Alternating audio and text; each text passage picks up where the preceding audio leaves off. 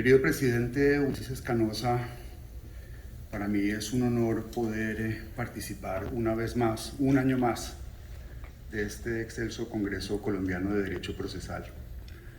Quiero una vez más extender el reconocimiento para Pablo Felipe por la excelente organización, saludar a nuestros presidentes honorarios y vicepresidentas honorarias, doctora Ángela, gracias por estar aquí.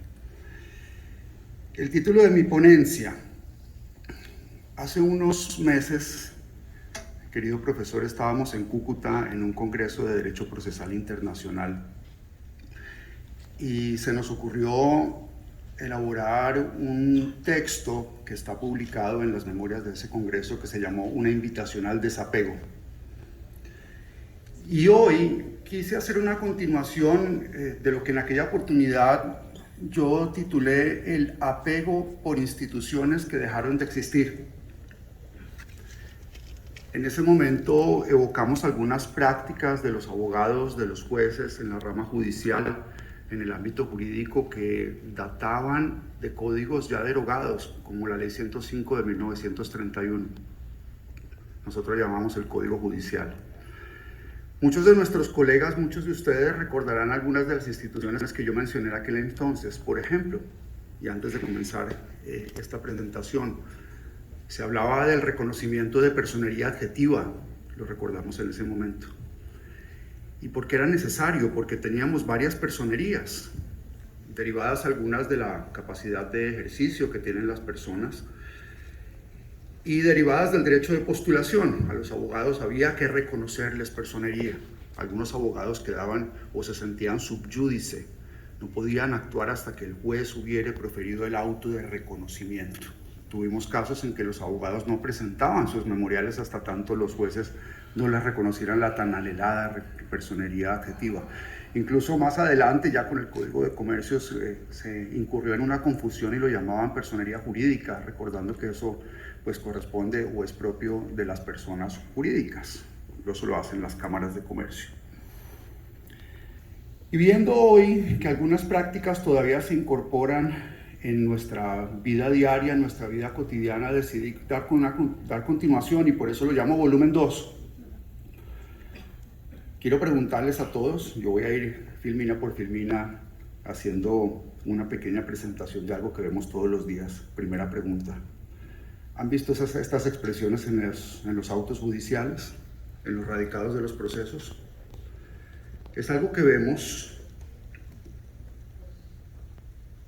incluso en los sistemas de gestión judicial.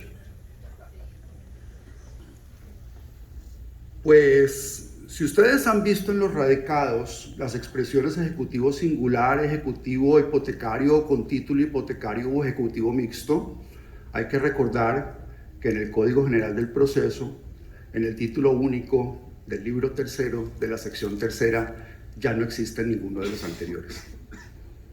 Y no existen porque nosotros lo reemplazamos por el proceso único, que está a partir del artículo 422 del Código General del Proceso.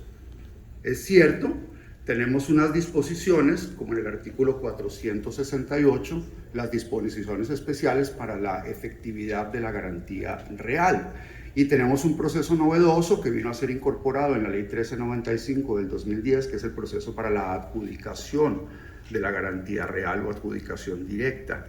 Pero nosotros ya no podemos hablar hoy de procesos ejecutivos singulares, procesos ejecutivos con título hipotecario y mucho menos procesos ejecutivos mixtos. Respecto del proceso ejecutivo mixto, sabemos todos que es una creación más doctrinal que jurisprudencial.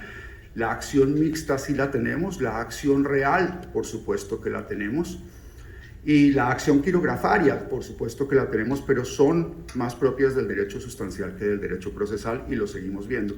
Y es importante mencionarlo porque todavía vemos las notificaciones, vemos como a los usuarios, a propósito del lenguaje claro, el lenguaje preciso, que no es otro que aquel que se corresponde con el significado real de las palabras, vemos como les envían a los usuarios de la justicia, a los demandados, decía el doctor Rodrigo ahora, les llega a su casa una notificación y les dice: usted ha sido convocado a un proceso ejecutivo hipotecario. El demandado se pregunta: ¿qué es esto? ¿De dónde salió? Viene la segunda. Copia simple. La expresión copia simple, si ustedes la buscan en el Código General del Proceso y aún si la buscan en el Código de Procedimiento Civil no se la van a encontrar, es otra creación doctrinal. Si vamos a buscar la palabra copia, que ustedes se la pueden encontrar en el Código General del Proceso, se corresponde con aquella que no ha sido autenticada. Pero hay que recordar, según los artículos 244, 245, 246, que nosotros tenemos dos tipos de copias. La copia autenticada, que ya cada vez tiene menos presencia, valor y necesidad en el Código General del Proceso, más con la expedición de la Ley 2213, y la copia. Que la doctrina la llame copia simple es un tema distinto. Y aquí son temas de actualización, puede no ser tan trascendente a estas alturas, pero el lenguaje tiene que ser claro y preciso y sobre todo actualizado. Una más, el edicto.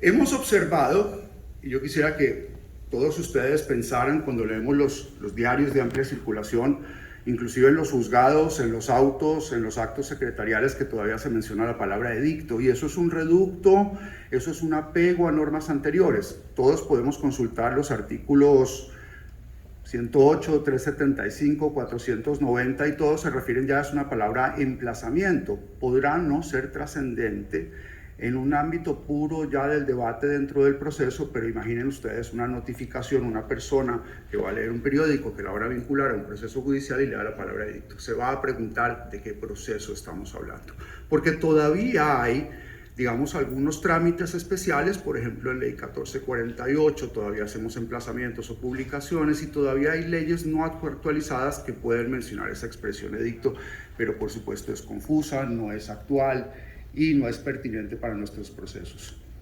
No se diga además que la ley 2213 hizo una reforma, lo tiene en el artículo 10 de los emplazamientos, y tampoco quiso mencionar la palabra edictos. Una más. ¿Alguno de ustedes les ha pasado esto en secretaría? Creemos nosotros, evocando al profesor Hernán Fabio López en su conferencia de hace un par de días, que hay ciertas prácticas que hay que erradicar. Es cierto que nos pasa que, por ejemplo, la Superintendencia de Notariado y Registro ha emitido una directiva que nos dice a nosotros que hasta tanto no se actualice el sistema de recepción de comunicaciones de los juzgados y la rama judicial no adquiera una firma digital, porque eso está inscrito en la ley 1579 del año 2012, que es el Estatuto de Registro, no van a ser efectivas las órdenes judiciales, por ejemplo, de embargos, secuestros, inscripciones o anotaciones de la demanda. Eso es verdad, pero ellos mismos lo sugirieron a los juzgados. No obstante, la jurisprudencia de la Corte Suprema de Justicia y sentencia de la Sala de Casación Civil con ponencia de la magistrada Hilda González Neira, que ratifica el contenido del artículo 11 del decreto 806 para la época en que se profirió la sentencia, y hoy la ley 2213, que nos dice a nosotros que los oficios ya no se le deben entregar a los abogados en un día específico, los deben generar los secretarios desde la cuenta oficial del juzgado para que tengan validez, porque nos dice la ley, no se le restará efecto jurídico a un mensaje de datos cuando provenga de la cuenta oficial del juzgado. Para eso nosotros tenemos que conocer y utilizar las cuentas oficiales de los juzgados. Luego no es correcto que se le diga a un abogado, venga mañana por los oficios. La siguiente, esta es más actual. Hemos luchado mucho contra esta frase. Voy a empezar por el antecedente, y esta no es que esté derogada, hay que dar una explicación. Esta está vigente. Mientras el proceso esté a despacho, no correrán los términos artículo 118 del Código General del Proceso. Mal haría yo en decir está derogada. No obstante, tenemos que pensar que estamos en este momento a puertas de una reforma al Código General del Proceso. Algunos la llaman ajustes, otros la llaman reformas integrales. Hay comisiones integradas para traer una mejora y una actualización al Código General, y nos hemos dado cuenta que por virtud de la expedición de ciertos acuerdos del Consejo Superior de la Judicatura, y voy a decir en últimas absolutamente todos los que se expidieron desde el inicio de la pandemia, y más particularmente el protocolo de digitalización y creación y manejo de expedientes electrónicos en la rama judicial, no tiene hoy sentido seguir insistiendo en que hay un proceso a despacho. Sobre todo porque los funcionarios judiciales tergiversamos de alguna manera esa expresión de expediente a despacho, queriendo tal vez evocar alguna situación geográfica, lo dijimos otra vez en un congreso anterior, en que el litigante quiere ver su expediente y le contestan no se puede, está en el despacho del juez, pero estar a despacho no es una situación geográfica, es una situación jurídica en virtud de la cual no corren términos. Creo que debería ser reformulada. Una más, no es tan nueva, pero es muy vieja. Seguimos tomando juramentos en la forma establecida en la Ley 105 de 1931. Quiero que lo lean abajo. ¿De dónde data esa expresión? El artículo es el 683. Allá estaba. Se le decía a los testigos que tenían que jurar diciendo la verdad, toda la verdad y nada más que la verdad. Lo dije en un congreso anterior, inclusive le hacen a uno levantar la mano. Y uno se pregunta, ¿cuál es este tipo de mística que envuelve la expresión la verdad, toda la verdad y nada más que la verdad? Pues nada distinto que ciertos pensamientos religiosos o déicos que podemos incorporar al procedimiento civil. Esto lo dije ya el año pasado. Es necesario actualizarlo a las frases. Cuando nosotros vamos a tomar juramento a las partes para que procedan a ser interrogadas y a declarar en interrogatorio, que es el artículo 203, simplemente les recibimos juramento de no faltar a la verdad. Y cuando les vamos a tomar juramento a los testigos, actualizamos la frase que ya estaba desde la ley 105 del 31 y es tomar juramento de decir lo que conozca o le conste, es decir, una metodología mucho más actual, menos mística, más científica, aceptando que a una persona le puede constar algo o puede haber llegado a su conocimiento por otras vías, es decir, aceptamos los testigos de referencia utilizando palabras que pueden venir de otras legislaciones como el procedimiento penal. Una más, reciente. El profesor Rodrigo acaba de mencionar la confesión. Es cierto, en la legislación colombiana se decía confesión ficta, y es una palabra que ustedes la pueden reconocer en el Código General del Proceso, y la pueden reconocer en el diccionario de la Real Academia de la Lengua, ficta como una ficción legal. Pero si nos damos cuenta hay una tendencia a actualizar el lenguaje precisamente porque son palabras que están entrando en el arcaísmo jurídico y en el arcaísmo social. Hemos preferido utilizar la expresión confesión presunta. Viene una más. Me gustaría que cuando yo les muestre la siguiente diapositiva, alguien me levantara la mano y me contara si esto le ha pasado.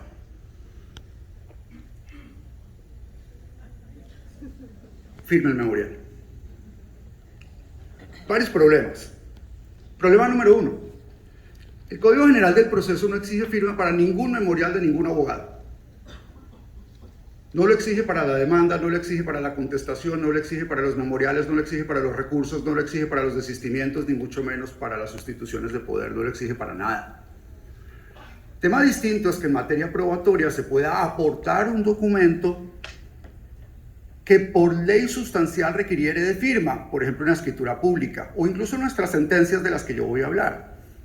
Pero los memoriales no requieren firma. Si, por ejemplo, y no está aquí en la diapositiva, pero ustedes lo pueden consultar, llegaría al proceso un memorial que no solamente no tiene firma, sino que no tiene autor, no hay forma de identificarlo, no es posible ubicar a su responsable, porque por ejemplo ni siquiera tiene un membrete o un número telefónico de alguien a quien llamar a preguntar qué debería hacer el juez. Pues para eso tenemos nosotros el trámite de verificación oficioso de autenticidad que está en el artículo 272 del Código General del Proceso. Como no podemos reconocer autoría del memorial, a veces nos llegan memoriales que nos dicen apelo a la sentencia, pero no nos dice quién la apela. Ni siquiera nos ponen el nombre. Entonces nosotros salimos a buscar. Hemos tenido problemas, por ejemplo, con los correos electrónicos que nos llegan a los procesos porque los abogados no los envían desde las direcciones registradas o informadas, incumpliendo en muchos casos el artículo 3º de la 2213. Pero eso tampoco nos pone en problemas. Los jueces iniciamos el trámite de verificación de autenticidad requiriendo a las partes para que alguna de ellas se atribuya la autoridad del documento.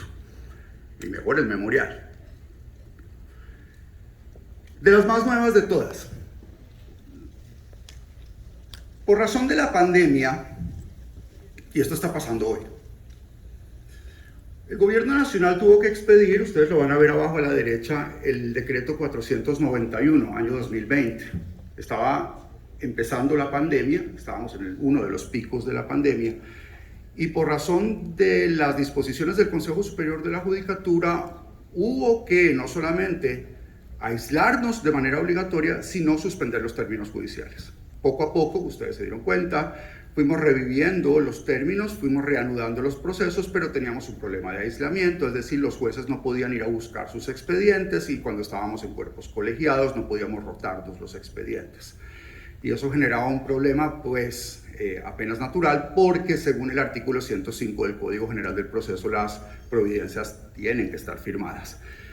Ya no tienen que estar firmadas en la forma como lo decía el Código Judicial, pero sí necesitamos la plena identificación del juez y una firma que en principio debería ser física, presencial. El mismo artículo 105, ustedes lo están leyendo, nos dice que podemos utilizar firma electrónica de acuerdo con el reglamento que expide al Consejo Superior de la Judicatura. Pero aquí va. Resulta que este decreto 491 pendía de los decretos de emergencia sanitaria. Ahí mismo lo dice el artículo 11. Este decreto estará vigente, ustedes pueden leerlo a la derecha, durante el periodo de aislamiento preventivo. Es decir, tenía una vigencia condicionada. ¿Quién iba a determinar la vigencia? Pues el mismo gobierno nacional que había expedido los decretos de emergencia sanitaria. Y de acuerdo con el decreto ley 655 de 2022 y la resolución 666 del mismo año 222, todos ustedes recordarán cuál fue el último día de pandemia. ¿Cuándo terminó oficialmente la pandemia en Colombia desde el punto de vista legal no médico? Terminó el 30 de junio del año 2022. El día en que no se expidió ningún decreto para renovar los decretos anteriores o prorrogar su vigencia, pues ese día, o mejor, al día siguiente exactamente, perdieron vigencia muchísimos decretos que dependían de alguna manera o al 100% de la legislación específica en aislamiento social y en decretos de emergencia. Al perderlos, pues por supuesto, al día siguiente, 1 de julio del año 2022, nosotros nos quedamos sin la posibilidad o una normatividad para firmar, tomándole la foto a nuestras firmas. Luego algunos de nosotros consideramos que a la fecha de hoy no es correcto que una providencia venga firmada con firma escaneada. Es una propuesta para que empecemos a actualizar nuestro derecho. Finalmente, maestro Carlos Colmenares, la última.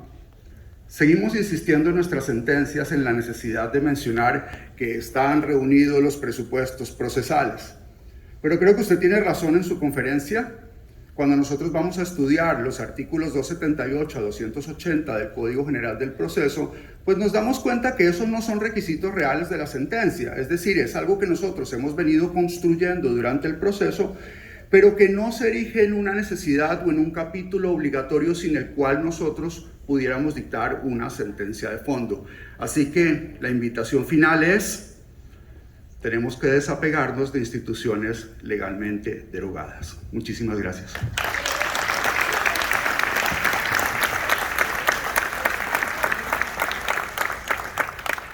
El Instituto Colombiano de Derecho Procesal